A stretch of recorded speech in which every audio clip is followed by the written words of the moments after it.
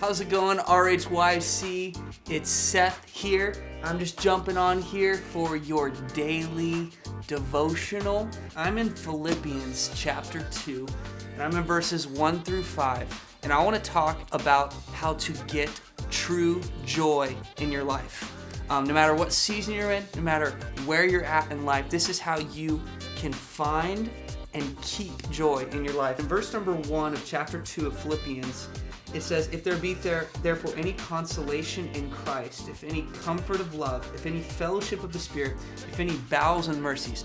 And that verse is important because you have to understand where Paul is writing these verses from. He's actually writing it from a prison cell. He's writing it to the church at Philippi, and he's saying, you can have any consolation, any comfort. So he's saying, hey, in any situation, you can have joy. Verse number 2, it says, fulfill ye my joy, that ye be like-minded. Now, if you know, Paul is writing this letter to the church at Philippi, and we won't take all the time to go into all the history, but the church at Philippi was experiencing some discord. They were experiencing some division in the church. So in verse number 2, he's saying that ye be like-minded, having the same love, being of one accord, of one mind. And the first step to having a life of joy is to be like-minded. He was telling this church that, hey, no matter who you are, no matter what you think the problem is, no matter what you have between another person, be like-minded. Well, how can you be like-minded? We can be like-minded with everyone around us when we realize what the biggest priority is, and that's Jesus Christ. So being like-minded, first off, you don't let small things get in the way between you and your other friends, other Christians, but also being like-minded is putting yourself in a position of like-minded people. Having a life of joy is living your life with people who also see Jesus Christ as their number one priority. If you were to put yourself around people who aren't of the same mind, who look at fame and popularity and fun as their big priority, it's going to be really hard to live a life of joy because you're always going to be chasing those things. So number 1, verse number 2, like-minded, being around people, the same goal, the same vision, the same priority of Jesus. Verse number 3 says, let nothing be done through strife or vainglory, but in lowliness of mind, let each esteem other better than themselves. And that's something that's really hard for us to do. And you might be listening and saying, I don't think I'm awesome. Actually, I get insecure. I wonder about my self-worth.